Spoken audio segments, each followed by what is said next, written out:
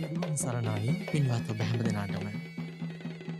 සිතක අභිමන් දකින්නට ඒ සිත මූලික කරගනිමින් නිර්මාණය වන කුසල් සිත වර්ධනය කරන්නට ඔබට මඟ කියා දෙන බෞද්ධ රූපවාහිනී දායකත්ව දේශනාව අපි මෙලෙස ආරම්භ කරන්නට සූදානම්. මෙම දේශනාව පැවැත්වීමට වැඩමකොට වැඩහිඳින පූජනීය කෝරළයාගම සරණතිස්ස පින්වත් ස්වාමින් වහන්සේ අපි සාදුනාත පවත්වමින් නමස්කාරපූර්වකව පිළිගනිමු. අවසරයි ස්වාමින් වහන්ස. සාදු සාදු සාදු. සියලු දෙනාගේ සෞඛ්‍යාරක්ෂිත බව හේතුවෙන් මේ පවතින COVID-19 වෛරස තත්ත්වය හමුවේ අදත් මෙම පටිගත කිරීම ඉතාම සෞඛ්‍යාරක්ෂිතව සිදු කරන බව අපි මේ මොහොතේ සිහිපත් කරනවා. ඒ අනුව එම සෞඛ්‍ය රීති නිරත අනුගමනය කරමින් අද මේ පින්කමේ දායකත්වය දරමින් කටයුතු කරනවා. විශේෂයෙන්ම අවිස්සාවේල්ල මාදොල සර්වෝදය සාමණේර පන්සලෙහි වැඩවාසය කර 2021 වර්ෂයේ ඔක්තෝබර් මස 4 වන දින අපවත් වී වදාළ පූජනීය කිතුල්ගල විමලානන්ද ගෞරවනීය ස්වාමින් වහන්සේ සිහිපත් කරමින් අද ජනවාරි මාසේ 1 වෙනිදා අලුත් අවුරුද්දක 1 වෙනි දිනේ බෞද්ධ රූපවාහිනී නාලිකාවෙන් මෙම දේශනාව විසුරුවා හරිමින් මේ පින්වතුන් මේ අවස්ථාවට සහභාගී වෙලා බලාපොරොත්තු වෙන්නේ අද මේ දේශනාව වෙන් කරවාගෙන ඒ සඳහා දායකත්වයේ දරමින් කටයුතු කරන්නට යෙදුනේ පූජනීය අපවත් වී වදාළ කිතුල්ගල විමලානන්ද ගෞරවනීය ස්වාමින් වහන්සේ. ඉතින් තවත් දින කිහිපයකින් ස්වාමින් වහන්සේ අපවත් වී තෙමසක් ගත වන මොහොතේ ස්වාමින් වහන්සේට පුණ්‍යානුමෝදනාවන් සිදු කිරීමේ පරමාර්ථය ඇතිව අද මේ පින්කම මේ පින්වතුන් සංවිධානය කරන්නට යෙදෙනවා. සමන්තා චක්කවාලේසු අත්‍රා ගච්ඡන්තු දේවතා සද්ධම්මං මුනි රාජස්ස සුනන්තු සග්ග මොක්ඛදං ධම්ම ශ්‍රවණ කාලෝ අයං බදන්තා ධම්ම ශ්‍රවණ කාලෝ අයං බදන්තා ධම්ම ශ්‍රවණ කාලෝ අයං බදන්තා. නමෝ තස්ස භගවතු අරහතු සබ්බ ධම්මේසු අප්පටිහත ඥානචාරස්ස දස බලධරස්ස චතු වේසාරජ්‍ය විසරදස්ස සබ්බ සත්තුත්තමස්ස ධම්මිස්ස රස්ස ධම්ම රාජස්ස ධම්මස්සාමිස්ස තථාගතස්ස සබ්බඤුනෝ සම්මා සම්බුද්දස්ස.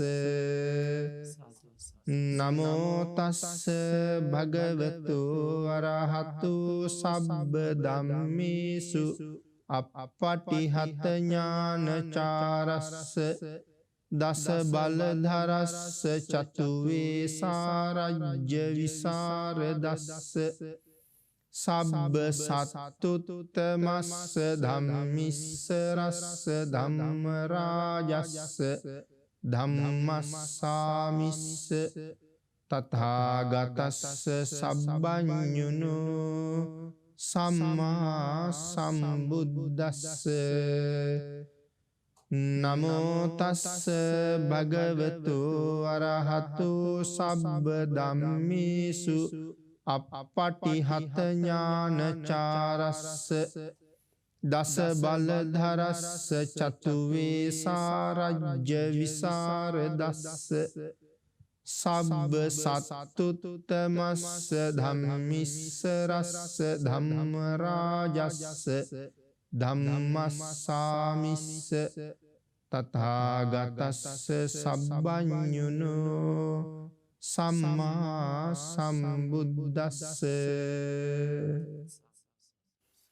සද්ධර්ම ශ්‍රාවක කාරුණික ගුණගරුක පින්නතුනි, බොහෝම ශ්‍රද්ධාවෙන් සියලු දෙනාම සූදානම් වෙන්නේ තිලෝගුරු සම්මා සම්බුදුරජාණන් වහන්සේ ලෝක සත්වයන් පිළිබඳව අසීමිත දයාවෙන් කරුණාවෙන් මෛත්‍රියෙන් යුක්තව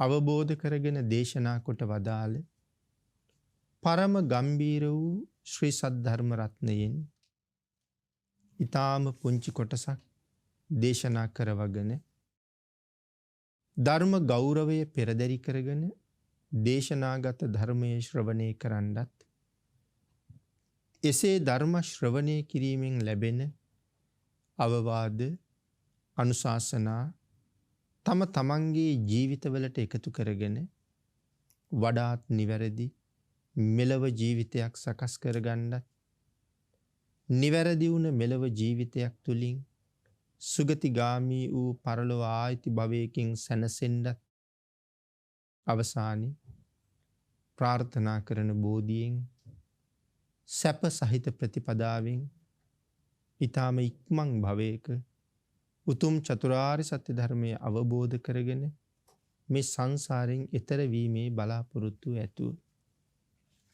ඒ උතුම් බලාපොරොත්තු ප්‍රාර්ථනා ඒ විදිහටම මුදුන්පත් කර ගැනීම සඳහා ධර්ම දානානිසංසයත් ධර්ම ශ්‍රවණානිසංසයත් මේ සදහැවතුන්ට හේතු වාසනා වේවා කියලා ප්‍රාර්ථනා කරනවා. පින්නතුනි, අද ධර්මදේශනාවේ මාතෘකාව හැටියට මම යොදා ගන්න කල්පනා කළේ මේ දසවස්තුක සම්මාදිට්ඨිය පිළිබඳව කරුණු ටිකක් සාකච්ඡා කරන්න. සම්මාදිට්ඨිය කියලා කියන්නේ යම් දෙයක ඇති හැටියටම දැනගන්න කාරණාව. මේ ලෝකේ හැබෑ ස්වභාවය, මේ න්‍යාය ධර්මයේ හැබෑම తত্ত্বය එලෙසින්ම දැන අවබෝධ කරගන්න එක ඒ නිවැරදි දැනීමට සම්මාදිට්ඨිය කියලා කියනවා. මේ ලෝකේ ජීවත් වෙන හුඟක් අය ලෝකයේ පිළිබඳව සියල්ලම නොදන්න අය.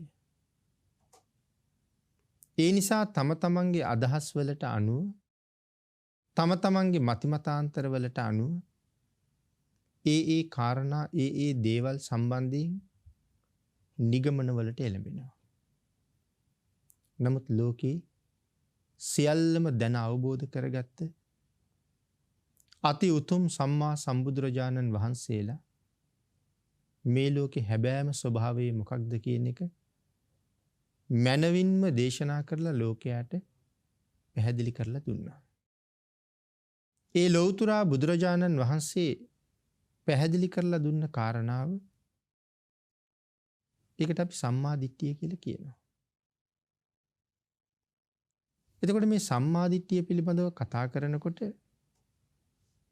ප්‍රධාන වශයෙන් ආකාර දෙකක් පිළිබඳව කරුණු සඳහන් කරෙහි. දසවස්තුක සම්මාදිට්ඨිය කියලා එකක් තියෙනවා. චතුරාර්ය සත්‍ය සම්මාදිට්ඨිය කියලා තව එකක් තියෙනවා. එතකොට මේ චතුරාර්ය සත්‍ය සම්මාදිට්ඨිය යමෙක් තුල ඇති කරගන්න නම් ඒ පුද්ගලයා තුල මුලින්ම තිබිය යුතුයි දසවස්තුක සම්මාදිට්ඨිය. එතන කාරණා 10ක් සඳහන් කරනවා. හැබැයි යම් පුද්ගලයෙක් මේ කාරණා 10න් 9ක්ම එකම විදිහට පිළි අරගෙන එක කාරණාවක් හෝ පිළි නොගෙන බැහැර කරනවා නම් නැවත කවදා හරි සංසාරේ දවසක ඒ තමන් බැහැර කරන කාරණාවත් පිළිගන්න තාක්කල් ඔහුට කවදාවත් ආර්ය තත්ත්වයටපත් වෙන්න පුළුවන් කමක් නැහැ. කාරණා 10ම එලෙසින්ම පිළිගන්න ඕනේ. මොකද ඒක භාග්‍යතුන් වහන්සේ දේශනා කරලා තියෙන්නේ ලෝකයේ හැබෑ ස්වභාවය ගැන. එතකොට දසවස්තුක සම්මාදිට්ඨිය කියන කාරණාව තවත් ආකාරයකට පැහැදිලි කළොත් මේ බුදුදහමට එන්න යම් කෙනෙක් බලාපොරොත්තුවක් තියාගෙන ඉන්නවා නම්, බෞද්ධයෙක් වෙන්න යම් කෙනෙකුගේ අදහසක් තියෙනවා නම් අනිවාර්යයෙන්ම ඔහු තුළ මේ දසවස්තුක සම්මාදිට්ඨිය තිබිය යුතුමයි. අපි කවුරුවත් උපතින්ම බෞද්ධ නෙමෙයිනේ. බෞද්ධ පවුලක උපදින බව ඇත්ත. අම්මයි තාත්තයි තුනුරුවන් සරණ ගිහිල්ලා තියෙන බවත් සමහර වෙලාවට ඇත්ත. නමුත් ඔවුන්ට ඉපදිච්ච දරුවා තාම හරියටම බෞද්ධයෙක් කියලා කියන්න බැහැනේ. බෞද්ධයෙක් වෙන්නේ තෙරුවන් සරණ ගියාට පස්සේ. ඉතින් මව්පියෝ හරියටම තිසරණ මත පිහිටලා ඉන්න පුළුවන්. නමුත් එවන් පවුල්වල ඕන තරම් දරුවෝ ඉන්නවා තුනුරුවන් පිළිගන්නේ නැති අය. සමහර අය ඉන්නවා භාගයක් පිළිගන්නවා භාගයක් පිළිගන්නේ නැහැ. තව සමහර අය ඉන්නවා දැන් මේ දසවස්තුක සම්මාදිට්ඨිය වාගේ කාරණා ගැන සඳහන් කරාම පිළිගන්නේ නැහැ. එහෙමනම් තිසරණයට එන්නත් කලින් අපි ළඟ තිබිය යුතු සම්මාදිට්ඨියක් තමයි දසවස්තුක සම්මාදිට්ඨිය කියලා කියන්නේ. ධර්මයේ හඳුන්වලා තියෙනවා මේ විදිහට. සම්මාදිට්ඨිකෝ හෝති අවිපරීත දස්සනෝ. අත්ති දින්නං අත්ති ඉට්ටං අත්ති හුතං අත්ති සුකට දුක්කටානං කම්මානං පලං විපාකෝ. මේ විදිහට සඳහන් කරනවා අපි මේ කාරණා 10ම මේ කාල වේලාවට අනුව සාකච්ඡා කරමු. අත්ති දින්නං දුන් දෙහි විපාක ඇත කියන කාරණාව මේ ලෝකේ සම්මාදිට්ඨිය. යම් කෙනෙක් ශ්‍රමණ බ්‍රාහ්මණයින්ට වේවා දුගී මගී යාචකාදීන්ට වේවා කිසියම් කෙනෙකුට පූජා බුද්ධියෙන් හෝ අනුග්‍රහ බුද්ධියෙන් යමක් ලබා දෙනවා නම් ඒකෙන් ලබා දෙන පුද්ගලයාට ලැබෙන ලාභයක් තියෙනවා. දෙන පුද්ගලයාට ලැබෙන ලාභයක් තියෙනවා. තියෙන බව දේශනා කළේ බුදුරජාණන් වහන්සේ. ඒ කාරණාව අපට හොඳටම තේරුම් ගන්න පුළුවන් තැනක් තමයි මජ්ක්‍ධිම නිකායේ දක්ඛින විභංග සූත්‍රය. දානය පිළිබඳව කරුණු දේශනා කරනකොට අපේ බුදුරජාණන් වහන්සේ ආනිසංස පැහැදිලි කරනකොට පල්ලෙහැ තැනින් පටන් අරගෙන ඉහළ තැන දක්වා කරුණු දැක්වුවා.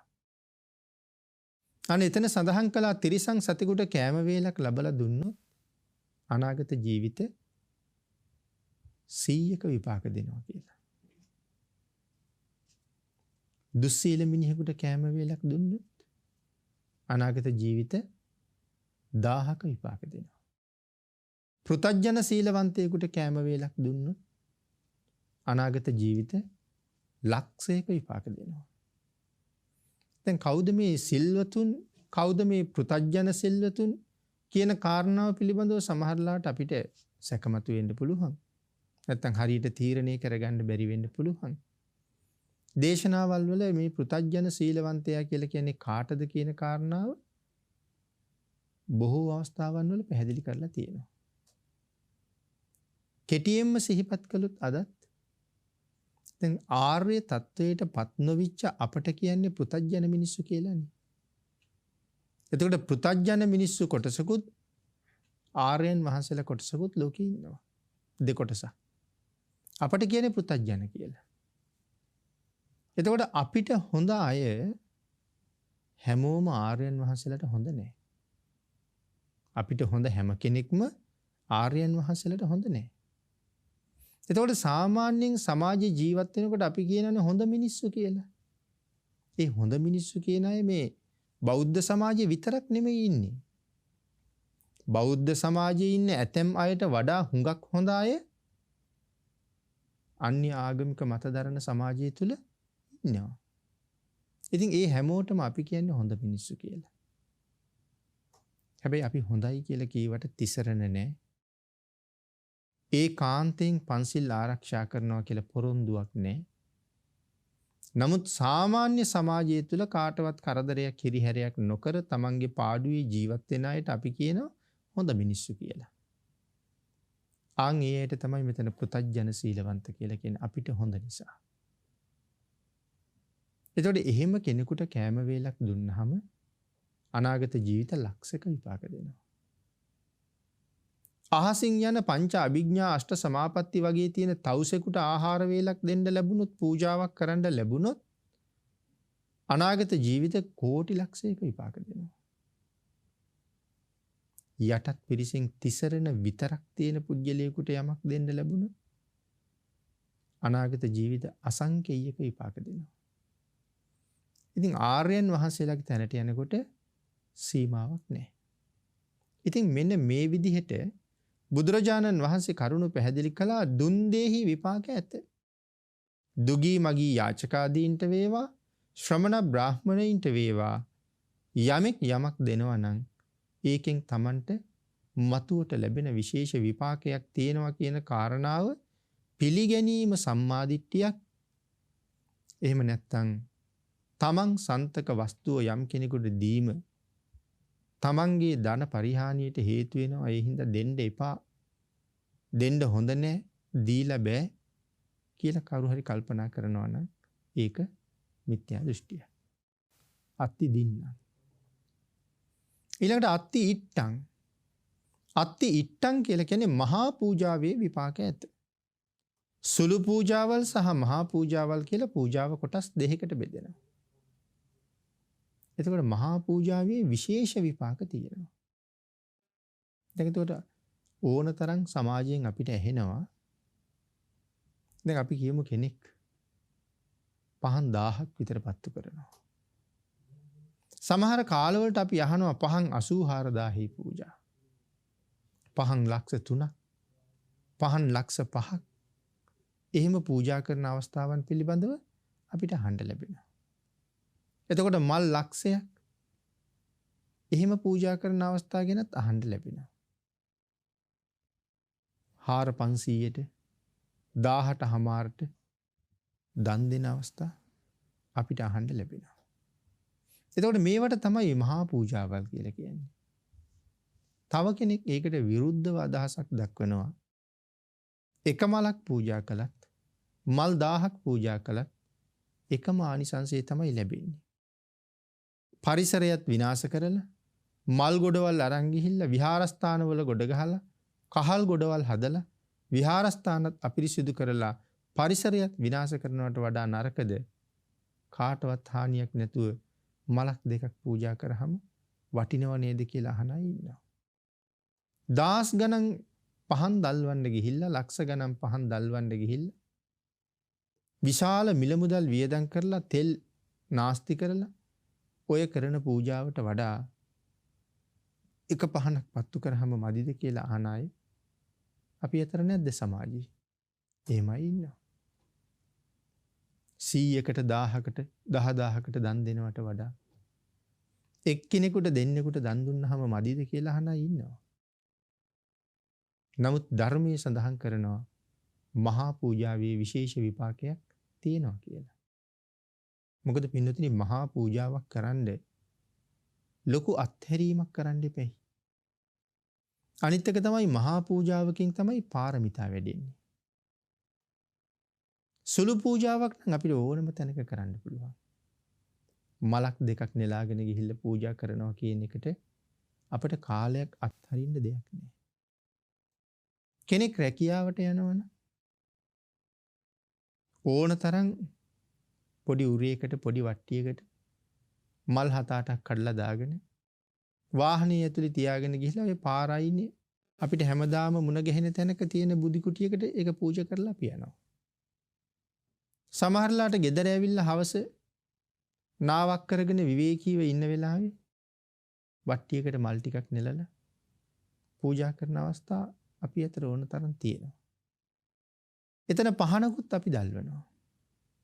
දැන් ඒතර මේ පහන් පූජාවට මේ මල් පූජාවට අපි විශේෂ අත්හැරීමක් කරලා තියෙනවද?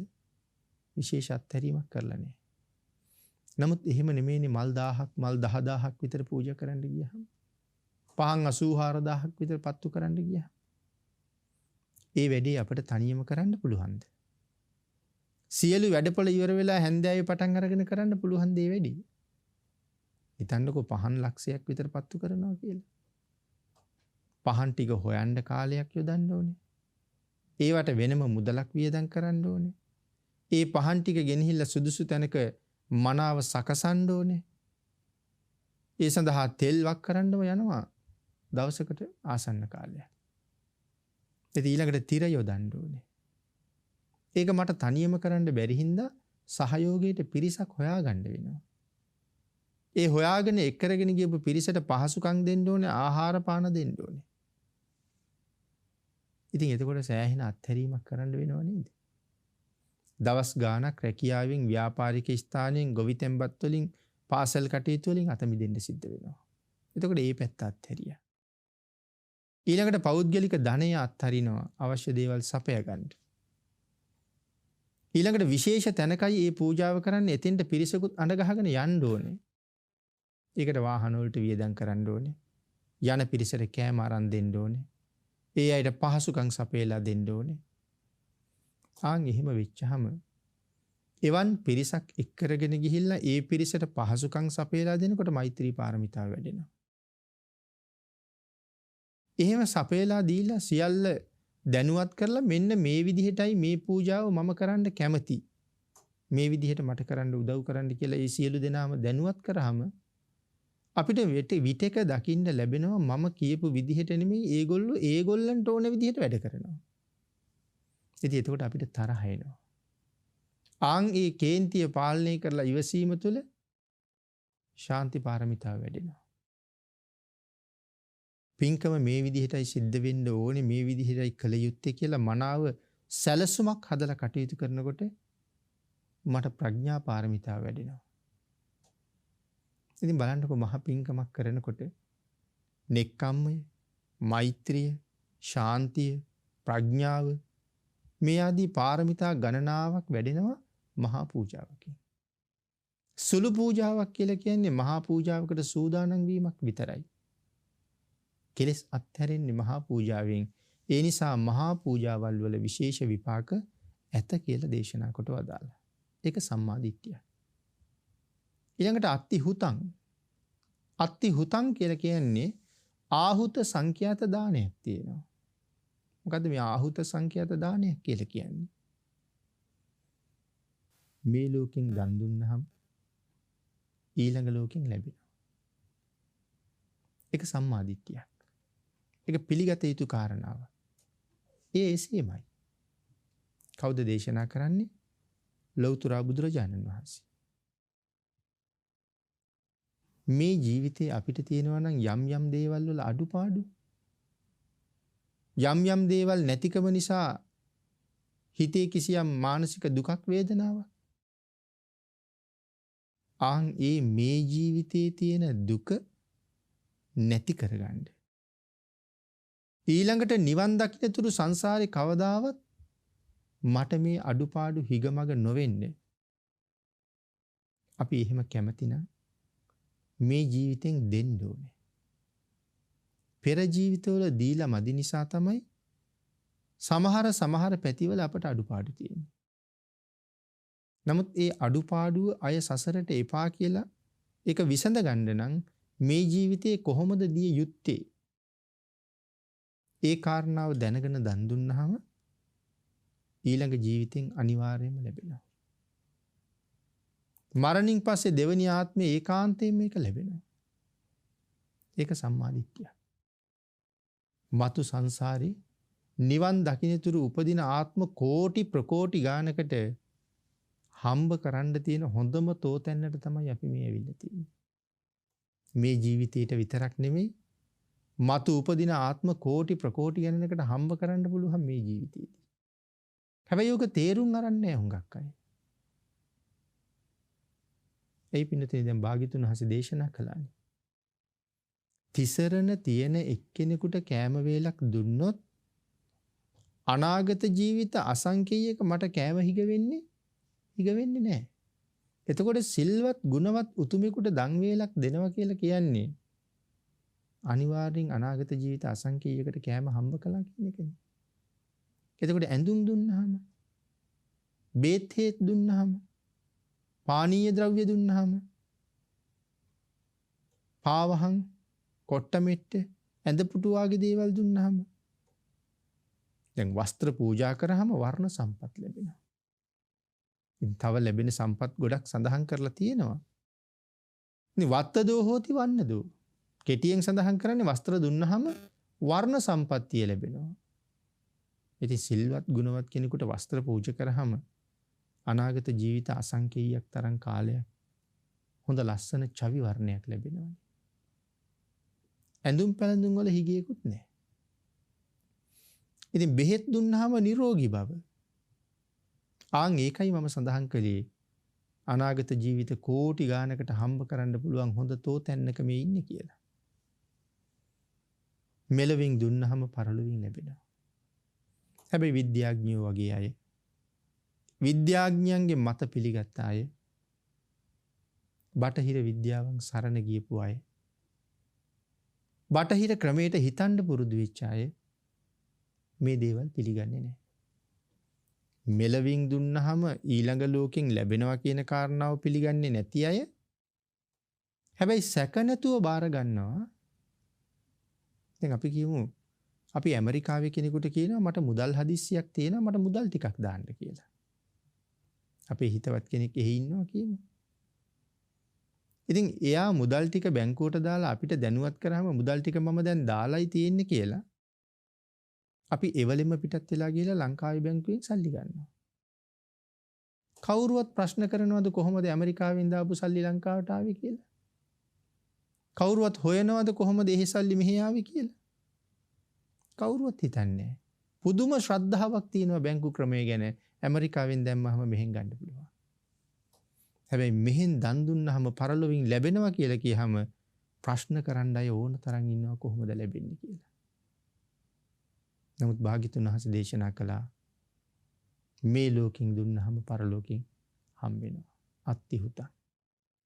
ඊළඟට සඳහන් කළා අත්ති සුකට දුක්ඛටානං කම්මානං පලං විපාකෝ. මේ ලෝකේ අපි කරන යහපත් දේවල් අයහපත් දේවල් කියලා දෙකක් තියෙනවා. ඒ යහපත් දේවල් වල යහපත් විපාක අපිට හම්බ වෙනවා මෙලවදී පරලෝකදී දෙකේම. අයහපත් දේවල් වල අයහපත් ඵල විපාක ලැබෙනවා. කුසල් කරන අයට සැප විපාක ලැබෙනවා. අකුසල් කරන අයට සතර අපාය වාගේ තැන්වල ඉපදිලා නොයෙක් දුක් විපාක වලට අති දීර්ඝ කාලයක් මුහුණ පාන්න ලැබෙනවා.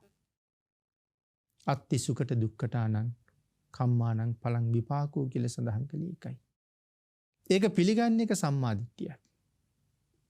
නමුත් කෙනෙක් හිතන්න පුළුවන් මේ ප්‍රාණඝාත කළාට පව් නෑ. යමෙක් ප්‍රාණඝාත නොකර ඉන්නවා නම් Tamanට කරදරයක් විතරයි එතන තියෙන්නේ කියලා. මදුරුව මරනවා නම් හොඳයි. මදුරුව මරන්නේ නැතුව හිටියොත් මදුරුව අපිට කාලා කරදර කරනවා. ගෙදරට එන සර්පයෝ මරනවා නම් හොඳයි. සර්පයෝ මරන්නේ නැත්තම් අපිට කරදරයක් තමයි සර්පයන්ගෙන් වෙන්නේ. එහෙම හිතන පිරිසක් ඉන්නවනේ. නමුත් භාග්‍යතුන් වහන්සේ දේශනා කළේ අත්තානං උපමං කତ୍වා නහනෙය්‍ය නඝාතේ කියලා. තමන් උපමාවට අරගෙන අනුන්ට හිංසා කරන්න එපා. මොකද මට හිංසා කරනවට මම කැමති නෑනේ. ඒක තමයි මාව උපමාවට ගන්න කියලා කිව්වේ. මම මට කරදර කරනවට කැමති නෑ වගේම මේ ලෝකේ ඉන්න අනිත් කිසි කෙනෙක් ඔවුන්ට කරදර කරනවට කැමති නෑ. සමහරලාට කෙනෙක් හිතන්න පුළුවන් මදුරුව විනාශ කළේ නැත්තම් අපිට හානි කරනවනේ කියලා. හානි වෙන බව ඇත්ත. ඒක තමයි සංසාරේ දුකයි කියලා දේශනා කළේ.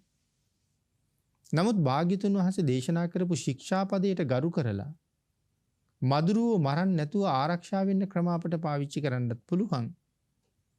නමුත් මේ ශික්ෂාපදයේ දිවිහිමියෙන් සුරකින්න නිසා සමහර වෙලාවට ඩෙන්ගු හැදෙන්නත් පුළුවන්. මදුරුව දෂ්ට කරපු නිසා. නමුත් ජීවිත තර්ජනයක් නැති වෙයි. මැරෙන්න කර්මයකුත් තියෙනවා නම් කොහොම ආරක්ෂා වෙන්න හැදුවත් කර්මයක් විපාක දෙනවමයි. ඒකයි මෙතන සඳහන් කළේ මේ ජීවිතේ අපි මූණ දෙන හැම කාරණාවකටම පෙර සංසාරේ අපි කරගත්ත කර්මයක සම්බන්ධයක් තියෙනවා. එතකොට කෙනෙක් අහන්න පුළුවන් හැම දෙයක්ම කර්මය නිසාද කියලා. හැම දෙයක්ම කර්මය නිසා තමයි. හැබැයි මේ ජීවිතයේදී අපි කරන කුසල ධර්ම වලට අනුව පෙර සංසාරේ විපාක දෙන්න හදන කර්ම වලින් වළකින්න පුළුවන්කම තියෙනවා. එහෙම වළකින්න පුළුවන්කමක් නැත්නම් මේ කරන ව්‍යායාමයේ තේරුමක් නැහෙනි. ධර්ම දේශනා කරනවා. ධර්ම දේශනා කරවනවා. ධර්ම ශ්‍රවණය කරනවා. දම්පැන් පූජා කරනවා. විහෙර විහාර හදනවා. ඒ දේවල් වල තේරුමක් නැතුව යනවනේ. පෙර කරන කර්මයේ විතරක්ම විපාක දීගෙන එනවනේ. කුසල් අකුසල් දෙකම පොදු විපාක දෙනවා. කුසලයේ බලවත් වෙන්න කර්මයේ ටික ටික ඈත් වෙලා යනවා. හැබැයි අහෝසි වෙලා යන්නේ නැහැ. යම් දවසක අපේ කුසලයේ හීන වුණොත් අර ඈත් වෙලා ගියපු කර්ම ආයෙ කෙමෙන් අපිට ළඟා වෙන්න පටන් ගන්නවා. එහෙනම් අත්ති සුකට දුක්කටානං කම්මානං පලං විපාකෝ. මේ ලෝකෙදි කරන හොඳ නරක දේවල් දුක සැප හැටියට අපිට ඊළඟ ලෝකවල අනිවාර්යෙන් විපාක දෙනවා. ඊළඟට පින්නතුනි සඳහන් කළා අත්ති අයං ලෝකෝ. මෙලොවක් තියෙනවා. අත්ති පරෝ ලෝකෝ. පරලොවක් තියෙනවා. ඒ වර්තමානයේ නම් හුඟක් අය ඉන්නවා මේ පරලොව කියන එක පිළිගන්නෙත් නැහැ. මරුණට පස්සේ ආයෙ උපදිනවා කියලා කිව්වොත් ඒක පිළිගන්නෙත් නැහැ. ඒක වෙන්නේ කොහොමද කියලා අහනවා. සියල්ල මේ ජීවිතේ විතරයි කියලා කියනවා.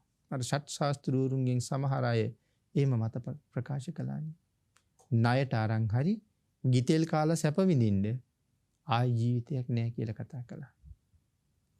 නමුත් භාග්‍යතුන් වහන්සේ දේශනා කරනවා පරලොවක් තියෙනවා. එතකොට අත්ති අයං ලෝකෝ. අපේ ලෝකයට සමාන සැප සහ දුක් සමව තියෙන මේ ලෝකය හැර තවත් වෙනත් ලෝක තියෙනවා.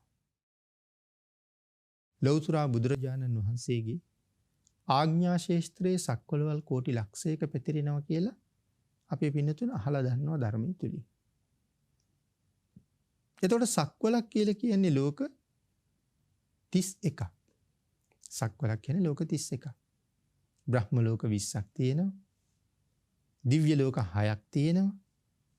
අපායවල 4ක් තියෙනවා. සතර අපාය කියලා.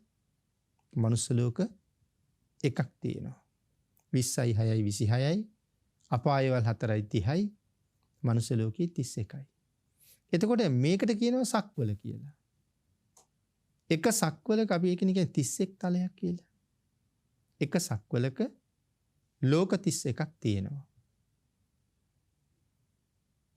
එක සක්වලකට එක ඉරක් පායනවා. එක හඳක් පායනවා. එතකොට බුද්ධ රාජ්‍යය ඇතුලේ සක්වලවල් කෝටි ලක්ෂයක් තියෙනවා. එතකොට මේ සක්වලවල් කෝටි ලක්ෂය ඇතුලේ මනුස්ස ලෝක කෝටි ලක්ෂයක් තියෙනවා. දිව්‍ය ලෝක 6 බැගින් කෝටි ලක්ෂයක් තියෙනවා. බ්‍රහ්ම ලෝක 20 බැගින් කෝටි ලක්ෂයක් තියෙනවා. අපායවල 4 බැගින් කෝටි ලක්ෂයක් තියෙනවා. ඉතින් එතකොට එහෙමනම් මේ මනුස්ස ලෝකෙට සමාන තවත් මනුස්ස ලෝක කෝටි ලක්ෂයක්ම තියෙනවනේ. එහෙනම් මේ ලෝකයේ තියෙන සැප විපාක වලට සමාන තවත් සැප විපාක ගෙනල්ලා දෙන තවත් ලෝක තියෙනවා. මේ ලෝකෙට වැඩියෙන් සැප විපාක ගෙනල්ලා දෙන දිව්‍ය ලෝක වාගේ තවත් ලෝක තියෙනවා. මේ ලෝකෙට වඩා අති දරුණු දුක්ඛිත වේදනාවන් විඳින්න සිද්ධ වෙන සතර අපායවල වාගේ ලෝක තවත් තියෙනවා. මේ ලෝකේ ජීවත් වෙන අය මේ ලෝකෙන් මැරිලා ගිහිල්ලා මේහා සමාන සැප විපාක තියෙන තවත් සක්වලක මනුස්ස ලෝකෙක ඉපදෙන්න පුළුවන්. මේ සක්වලේ මැරෙන අය මේ සක්වලේ විතරක් මැරෙනවා කියලා තීරණයක් එහෙම නීතියක් කොහෙවත් නැහැ. අපේ කෙනෙක් මෙහෙන් මැරිලා සක්වලවල් 100,000 ගාණක් ඈත ලෝකෙක ඉපදෙන්න පුළුවන්. එතකොට මේ ලෝකෙන් මැරෙන අය දිව්‍ය ලෝකෙ උපදිනවා. බ්‍රහ්ම ලෝකෙත් උපදිනවා. හැබැයි ඒ දිව්‍ය තල වලින් චුත වෙන අය ඇවිල්ලා මේ ලෝකෙ උපදිනවා. වෙනත් ඈත සක්වලක තියෙන දිව්‍ය ලෝකයක මනුස්ස ලෝකයක චුත වෙන අය ඇවිල්ලා මේ ලෝකෙ උපදිනවා. එතකොට මේ ලෝකේ ජීවත් වෙන අයට ගිහිල්ලා උපදින්න මේහා සමාන හෝ මීට වඩා සැප දුක් තියෙන තවත් වෙනත් ලෝක තියෙනවා. ඒ ලෝකවල ජීවත් වෙන අයට මැරිලා ඇවිල්ලා උපදින්න මේ ලෝකේ තියෙනවා. අත්ති අයං ලෝකෝ මෙලවක් ඇත. අත්ති පරෝ ලෝකෝ පරලොවක් ඇත. ඊළඟට දේශනා කළ අත්ති මාතා. අම්මා කියලා කෙනෙක් ලෝකේ ඉන්නවා. අත්ති පිතා තාත්තා කියලා කෙනෙක් ලෝකයේ ඉන්නවා. ඉතින් ඕක විශේෂයෙන් කියන්න කාරණාවක්ද? අම්මා තාත්තා කියලා කෙනෙක් ලෝකයේ ඉන්නවා කියලා. අපි දන්නේ නැද්ද එහෙමයි ඉන්න බව? අපි හැමෝම හොඳ ආකාරවම දන්නවා. හැබැයි ඒ ටිකක් හරි අපිට බුදුදහමේ ආభాෂයේ තියෙන හින්දා. බටහිරට වගේ යනකොට මේ අම්මා තාත්තා කියලා විශේෂයක් තියෙනවද? එහෙම දෙයක් සමහර රටවල් වලට යනකොට නැහැ. අනිත් කාරණාව තමයි අම්මා තාත්තා ඉන්න බව අපිත් දන්නවා වුණාට ඇයි මේ සම්මාදිට්ඨිය ඇතුලේ අම්මෙක් ඇත මවෙක් ඇත පියෙක් ඇත කියලා සඳහන් කළේ? ඒ කාරණාවෙන්ම අපි තේරුම් ගන්න ඕනේ මේ අම්මා තාත්තා කියන කාරණාව මේ ලෝකේ කොච්චර විශේෂද කියලා. අම්මා කියලා කියන්නේ මේ ලෝකේ ඉන්න අති විශේෂ තැනැත්තියක්. තාත්තා කියලා කියන්නේ මේ ලෝකේ ඉන්න අති විශේෂ පුද්ගලයෙක්. නමුත් ධර්මයේ හරියට තේරුම් නොගත්ත ධර්මයේ හරියටම දැනගත්තේ නැති කෙනෙක් මේ කාරණාව හරියටම දන්නේ නැහැ. ඒ කාරණාව හරියටම විශ්වාස කරන්න පිළිගන්නේ නැහැ. මේ කරුණ පැහැදිලි කරන්න අපේ ධර්මයේ තුලම ගැඹුරු කාරණා ඕන තරම් තියෙනවා. මවයි පියයි කොච්චර විශේෂද කියන්නේ. මේ වෙලාවේ හැටියට අපි ඊටමත් කෙටියෙන් මතක් කළොත් අපේ පින්නතුන් කල්පනා කරන්න ඔබ දන්නවා මේ ශාසනයේ තියෙනවා මහා භයානක අකුසල කර්ම 6ක්. ඒකෙන් 5කට අපි කියනවා ආනන්තරීය පාප කර්ම කියලා. එතකොට මොකද්ද 6 වෙනි එක? නැත්නම් තව එකක් තියෙනවා. ඒක තමයි මිත්‍යා දෘෂ්ටික කර්මය. අතිශයින්ම භයානකයි. ආනන්තරීය කර්මයටත් වඩා මිත්‍යා දෘෂ්ටික කර්මය බලවත්. ඒකයි සඳහන් කළේ මහා බරපතල අකුසල් 6ක් තියෙනවා කියලා. අපි ආනන්තරීය කර්මය ගැන දන්නවා.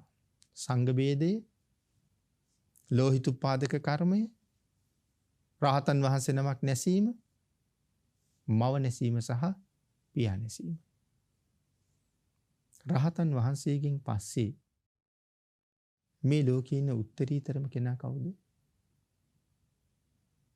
අනාගාමීන් වහන්සේ. එහෙම නේද?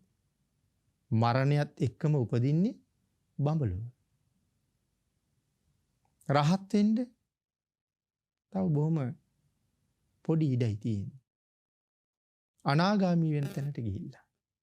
ඊට පල්ලෙහින් ඉන්නේ ආර්යයන් වහන්සේලාගේ පරම්පරාවේ සකදාගාමීන් වහන්සේ.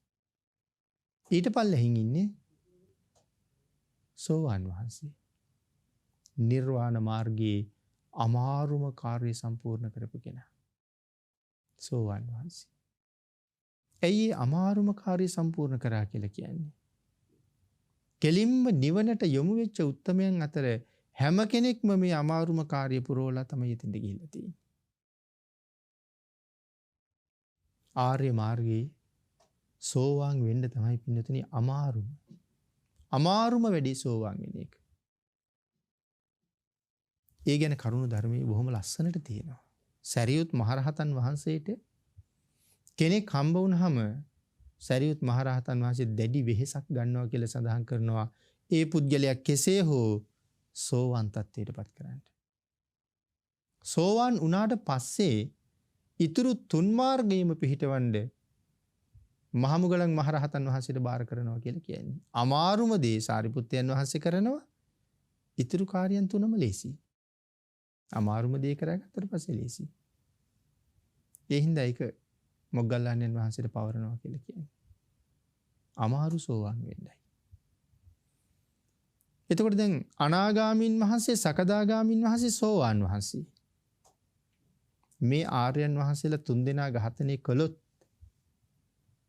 ආනන්තරීයයි කියලා කොහෙවත් කියලා නැහැ. එතකොට අපේ අම්මා ගැන කතා කරනකොට සමහර වෙලාවට ඇයට තිසරණත් නැහැ, පන්සිලුත් නැහැ. දැන් බෞද්ධ නොවන මව්වරු කොච්චර ඉන්නවද? තිසරණ පන්සිල් දෙකම නැහැ. නමුත් එවන් දරුවෙක්, අබෞද්ධ දරුවෙක් නමුත් තමන්ගේ අම්මා ඝාතනය කළොත් ආනන්තරීයයි. මේ බෞද්ධයන්ට විතරක් නෙමෙයි අම්මා ඝාතනය කළොත් ආනන්තරීයයි කියලා කර්මයක් තියෙනවා. ඕනම කෙනෙකුට ඒක එහෙමයි. එතකොට තිසරණයි පන්සිලුයි දෙකම නැති මව ඝාතනය කළත් ආනන්තරීය වෙනවා. නමුත් අනාගාමීන් වහන්සේ ඝාතනය කළත් ආනන්තරීය නෑ. ආන් ඒ කාරණාවෙන් අපිට ඉස්මතු වෙලා පේනවා මවෙක් ඇත පියෙක් ඇත කියන කාරණාව මේ ලෝකෙ කොයිතරම් විශේෂද කියලා. අම්මා තාත්තා කියලා කියන විශේෂ දෙන්නේ. මව්පියෝ ගැන වෙනම කතා කරන්න ඕනේ. මව්පියෝ හරියට ගිනි කඳන් හා සමානයි. ගිනි කඳක් ගාවට ලං වෙන්න බයක් නේ ඇති වෙන්නේ. ඈත ඉඳලා ළඟට එන්න පුළුවන්. යම් ප්‍රමාණයක් ලං වුණාට පස්සේ එතන ඉඳලා තියෙන පුදුම බීතියක්. තව ලං වෙන්න හොඳටම බයයි. අම්මා තාත්තත් එහෙමයි.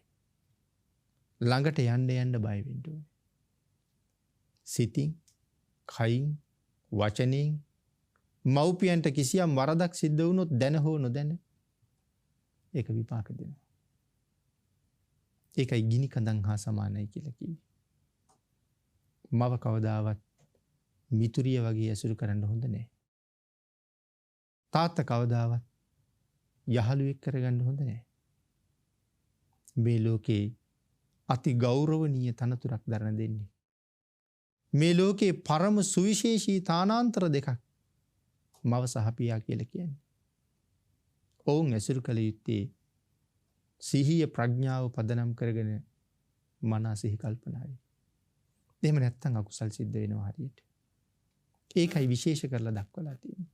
අත්ති මාතා අත්ති පිතා කියලා. ඊළඟට සඳහන් කළා අත්ති සත්තා ඕපපාතිකා. ඕපපාතික සත්වයෝ කියලා කොටසක් ඉන්නවා. මවකගේ පියෙකුගේ සම්බන්ධයක් නැතුව ලෝකේ පහළ වෙන සත්ව කොට්ටාසයක් ඉන්නවා.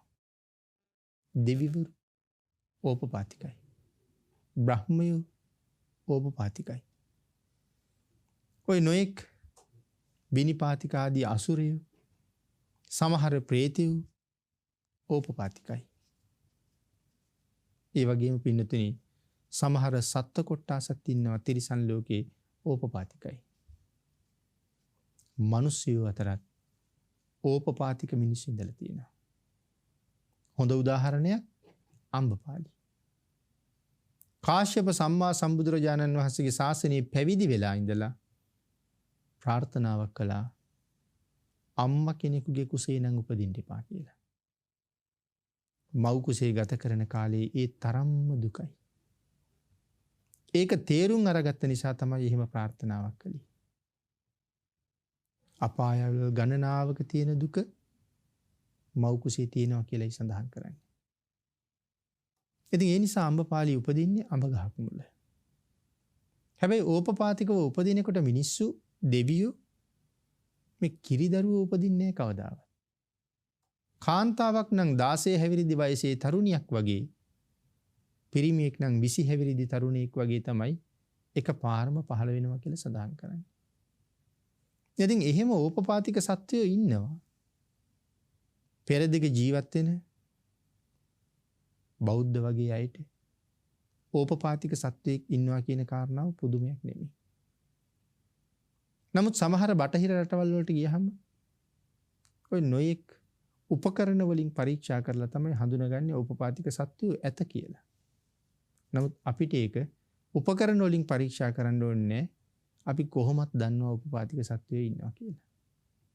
එහෙනම් ඕපපාතික සත්වයෙක් ඇත කියලා පිළිගන්න එක සම්මාදිට්ඨියක්.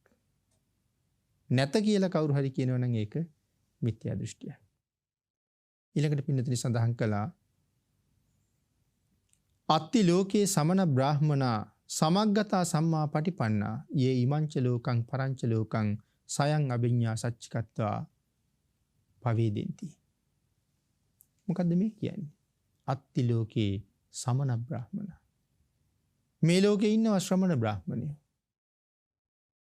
ශ්‍රමණ කියලා කියන්නේ පව් බැහැර කරලා. සමිත පාපී පව් දුරස් කරලා. බාහිත පාපී පව් බැහැර කරලා. ශ්‍රමණ බ්‍රාහ්මණ. මෙතන බ්‍රාහ්මණය කියන වචනයෙන් රහතන් වහන්සේත් හඳුන්වනවා. එතකොට රහතන් වහන්සේටත් බ්‍රාහ්මණ කියනවා. ඇයි රහතන් වහන්සේට බ්‍රාහ්මණ කියලා කියන්නේ? සියලු පව් නැති කරලා. භාග්‍යතුන් වහන්සේ දේශනා කළේ තමහං භූමි බ්‍රාහ්මණ. එතකොට බ්‍රාහ්මණ කියලා කුලයකුත් තියෙනවා.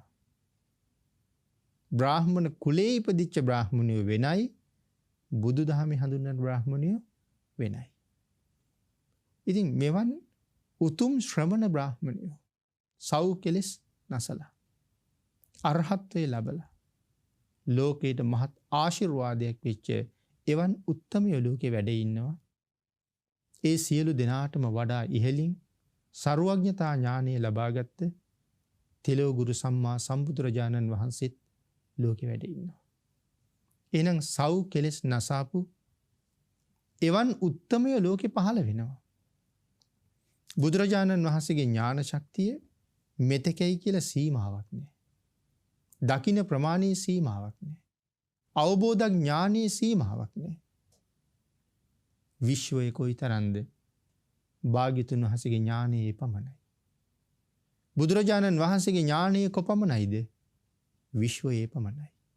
මේ විශ්ව ධාතුවේ අහවල් දේ නොදන්නවා කියන කාරණාවක් භාග්‍යතුන් වහන්සේ සම්බන්ධයෙන් නැහැ. බුදුරජාණන් වහන්සේට කරන්න බැරි දෙයක් කියලා දෙයක් ලෝකේ නැහැ. සතර ඊර්ධිපාද වඩලා මේ මහ පොළොවම රත්තරන් කරන්න ඕන වුණොත් ඒක බුදුරජාණන් වහන්සේට සිතුවිලි මාත්‍රයක් විතරයි. මහා සාගරයේ දිය වියලලා දියමන්තියක් ලොකු මැණිකක් බවට පත් කරන්න කියලා කිව්වොත් හිතුණොත් ඒක භාග්‍යතුන් වහන්සේට සිදු කරන්න තත්පර ගානක්වත් ගත වෙන්නේ නැහැ. එහෙම දේවල් පවා කරන්න පුළුවන්. නමුත් ලෝකේ සියල්ලම එසැනින්ම ඒ හැටියෙන්ම දැනගත්ත උත්තමයෝ හිටියා කියලා කියන සමහර අයට සැකයි.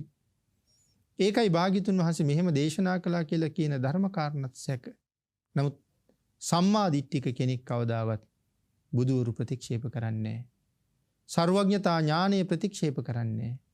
මහ රහතන් වහන්සේලගේ ගුණය ප්‍රතික්ෂේප කරන්නේ නැහැ. එවන් උත්තමයෝ කල්ප කාලාන්තරයකින් ලෝකේ පහළ වෙනවා කියන කාරණාව දන්නවා. ඒක සම්මා දිට්ඨිය. යමෙක් එහෙම කෙනෙක් නැහැ කියලා කියනවා නම් ඒක මිත්‍යා දෘෂ්ටියක්. එhmenan මේ කාරණා 10 තමයි දස වස්තුක සම්මා දිට්ඨිය කියලා කියන්නේ. යම් කෙනෙක් මේ කාරණා 10 සැක නැතුව පිළිගන්නවා නම් ඒ පුද්ගලයාට තිසරණ සරණ යන්න බොහොම පහසුයි. මේන් එක කරුණක් හෝ සැක කරනවා නම් ඔහුට තාම තිසරණයට එන්න අපහසුයි. තිසරණයට එන්න අපහසුයි කියලා කියන්නේ තාම ඔහු බෞද්ධයෙක් බවට පත් වෙලා නැහැ කියන එකයි. හැබැයි මේ සම්මා දිට්ඨිය නැත්තම් යම් කෙනෙකුට ඔවුන් ඒකාන්තයෙන් නිරේට පාර හදා ගන්නයි. යමෙක් තුල සම්මා දිට්ඨිය පවතිනවා නම් ඔහුට සුගතියෙන් සුගතියට ගිහිල්ලා මේ සංසාරයෙන් එතර වෙන්න පුළුවන්. අපි මේ ජීවිතයේ ඒ සම්මා දිට්ඨික බව ලැබුවා. නමුත් සසර භයානකයි දිගයි. මතු සංසාරේ අපි හැමදාම සම්මා දිට්ඨික වෙනවා කියලා කාරණාවක් නැහැ. අද පවෙන් ඈත් වෙලා පවට බය වෙලා කටයුතු කරන අපි තව භවයක මහා පෞකාරයෙක් බවට පත් වෙන්න පුළුවන්. ඒ නිසා හැම මොහොතකම පින්කම් කරලා ප්‍රාර්ථනාවක් තියාගන්න ඕනේ. නිවන් දක්නා ජාති දක්වා සම්මා දිට්ඨික වන්නෙම්වා කියලා. ඒ සම්මා දිට්ඨික බව මේ සංසාරේ අපිට බොහොම ඉක්මනට කෙටි කරලා දෙන්න ලොකු උපකාරයක් කරනවා. එහෙමනම් පින්නතුනි, ඊටාම ශ්‍රද්ධාවෙන් සකල ලෝකය දැන අවබෝධ කරගත්ත සර්වඥතා ඥානය ලබාගත් තිලෝ ගුරු සම්මා සම්බුදුරජාණන් වහන්සේ දේශනා කොට වදාළ මේ උතුම් කරුණු 10 සැකයක් නැතුව ජීවිතයට එකතු කරගෙන නිවැරදි සම්මා දිට්ඨිකත්වයක පිහිටලා මිත්‍යා දෘෂ්ටියෙන් බැහැර වෙලා සංසාරේ කෙරවල කරන්න කටයුතු කරන්න තුනුරුවන්ගේ ආශිර්වාදයෙන් ඔබට ශක්තිය, ධෛර්යය, වාග්ය, වාසනාව උදා වේවා කියලා ප්‍රාර්ථනා කරනවා. පින්නතුනි, අද මේ උතුම් ධර්ම දේශනාවේ දායකත්වයේ දරනු ලබනවා අවිස්සාවේල්ල මාදුල සරෝදය සාමණේර පන්සලෙහි වැඩ වාසය කර 2021 10 වෙනි මාසේ 4 වන දින අපවත් වී වදාළ පූජ්‍ය කිතුල්ගල විමලානන්ද ස්වාමින් වහන්සේ පූර්ණ දායකත්වයේ දරන බව සිහිපත් කරනවා. අති පූජනීය අපේ ස්වාමින් වහන්සේ උතුම් ධර්ම දානමය පුණ්‍ය කර්මය සම්පූර්ණ කරන්න අවශ්‍ය සියලු කටයුතු සංවිධානය කරගෙන ඉන්න අතරතුර ජීවිතයේ අනිත්‍ය බව සියලු දෙනාට පසක් කරමින් මීට මාස කීපයකට කලින් අපි අතරින් සදහටම සමුවරන් අපවත් වී වදාලා විශේෂයෙන් අපි රැස් කරගන්න මේ උතුම් පුණ්‍ය ධර්මයන් ස්වාමින් වහන්සේට අඩු නැතුව අනුමෝදන් වේවා කියලා අපි ප්‍රාර්ථනා කරමු. දායක පින්නතුන් අරමුණ හැටියට සිහිපත් කරනවා ප්‍රධාන වශයෙන් අපවත් වී වදාළ කිතුල්ගල විමලානන්ද ස්වාමින් වහන්සේගේ 2022 පළවෙනි මාසේ 4 වෙනි දිනට යෙදෙන තෙමස් පූර්ණේ සිහි කිරීම සහ මීට මාස 3කට පමණ පෙර මිය ගිය මාසද වසර 3කට පමණ පෙර මිය ගිය දකුණ ඇස්වත්තේ පදිංචිව සිටි VP වසන්ත කුමාර රත්නසිරි මහත්මයා සහ එතුමන්ගේ දෙමව්පියන් දෙපළ වන ලීලාවතී සහ චාල්ස් සෝමසිංහ යන මාපිය දෙපළට මේ පින් අනුමෝදන් වේවා. බෞද්ධ මාධ්‍යජාලයේ නිර්මාතෘවරව වැඩ සිට අපවත් වී වදාළ දරණාගම කුසල ධම්ම නායක මාහිමිපාණන් වහන්සේ ඇතුළු අපවත් වී වදාළ සියලුම මහා සංඝරත්නයටත් සුනාමි ව්‍යසනයෙන් කොරෝනා ආදී විපත් වලින් අප හැර ගිය සියලු දෙනාටත් රට ජාතිය වෙනුවෙන් දිවිපිදූ සියලුම රණවිරුවන්ටත් ඔබේ නමින් මිය ගිය සියලු දෙනාටත් මේ පින් අනුමෝදන් වේවා. දේශකයාණන් වහන්සේටත් ප්‍රාර්ථනා කරන බෝධියෙන් සැප සහිත ප්‍රතිපදාවෙන් අමා මහ නිවනින් සැනසීම සඳහා මේ කුසල් හේතු වේවා. කිතුල්ගල විමලානන්ද ස්වාමින් වහන්සේ අපවත් වීමට පෙර ගිලන්ව වැඩ සිටි කළුවක්ගල ගිරාඇඹුල ගිලන් භික්ෂු මධ්‍යස්ථානයේ ප්‍රධාන ස්වාමින් වහන්සේ ඇතුළු සියලුම ස්වාමින් වහන්සේලාට නිදුක් නිරෝගී භාවය ලැබීමටත් නිවෙස්වල සිට ධර්ම ශ්‍රවණය කරන ලක්වැසි ලෝවැසි සියලු දෙනාටමත් සහභාගී වූ ඔබ අප සියලු දෙනාටමත් ඊ타ම ඉක්මන් භවයක ඊ타මත්ම කෙටි කාලයකින් සැප සහිත ප්‍රතිපදාවකින් පහසුම ආකාරයෙන් උතුම් චතුරාර්ය සත්‍ය ධර්මය අවබෝධ කරගන්න මේ සද්ධර්ම දානානිසංසයත් ශ්‍රවණානිසංසයත් හේතු වාසනා වේවා කියලා ප්‍රාර්ථනා කරනවා. දායක පින්වත් පිරිස විසින් පුණ්‍යානුමෝදනා කළ අද ධර්ම දේශනාවේ දායකත්වයේ බාරගෙන සිටි අපවත් වී වදාළ අපගේ ගෞරවනීය ස්වාමින් වහන්සේටත් පින් අනුමෝදන් කළ අනික් සියලු දෙනාටමත් මේ පුණ්‍ය ධර්මයන් අඩු නැතුව අනුමෝදන් වේවා. ආශිර්වාද කළ සියලු දෙනාටම රත්නත්‍රී ආශිර්වාදයෙන් නිදුක් නිරෝගී භාවයේ චිරජීවනයේ සැලසේවා. හැම කෙනෙක්ම ප්‍රාර්ථනා කරන නිවන ප්‍රාර්ථනීය ආකාරයෙන්ම මුදුන්පත් කරගනිත්වා කියලා ප්‍රාර්ථනා කරනවා. ආකාසට්ඨා ච බුම්මට්ඨා දේවා නාග මහිද්దికා පුඤ්ඤන්තං අනුමෝදිත්වා චිරං රක්ඛන්තු ලෝක සාසනං දේවෝ වස්සතු කාලේන සස්්‍ය සම්පත්ති හේතුච පීතෝ භවතු ලෝකෝ ච රාජා භවතු ධම්මිකෝ.